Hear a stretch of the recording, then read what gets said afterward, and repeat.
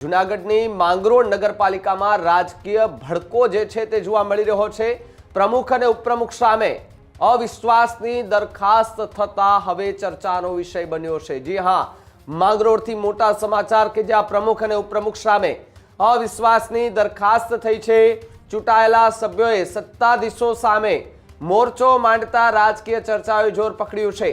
પ્રમુખ કૃષ્ણાબેન થાપણિયા એમના વિરુદ્ધ આક્ષેપ કરવામાં આવી રહ્યા છે।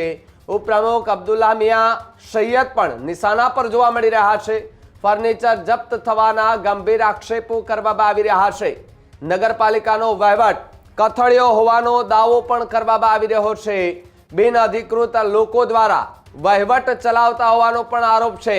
વહીવટ અણઆવડતથી નગરપાલિકાને નુકસાનનો આરોપ જોવા મળી રહ્યો છે। ત્યારે સભ્યોએ ચીફ ઓફિસરને લેખિત પત્ર પાઠવતા રાજકારણ ગરમાઈ ચૂક્યું છે। અવિશ્વાસની દરખાસ્ત સત્તાવાર રીતે રજૂ પણ કરી દેવામાં આવી છે। દરખાસ્તમાં કુલ 8 જેટલા મુદ્દાઓનો ઉલ્લેખ કરવામાં આવ્યો છે। નગરપાલિકામાં રાજકીય માહોલ ગરમાવો જોવા મળી રહ્યો છે। આગામી દિવસોમાં નિર્ણય પર સૌ કોઈની નજર જોવા મળી રહી છે। ત્યારે સભ્યોમાં ભારે અસંતોષ ફાટી નીકળ્યો છે। નગરપાલિકાની કામગીરી ઠપ થવાની પણ ભીતિ જે છે તે લોકોને સેવાઈ રહી છે। ત્યારે વિકાસ કામો અટક્યા હોવાનો પણ આક્ષેપ જે છે તે સભ્યો દ્વારા કરવામાં આવી રહ્યો છે।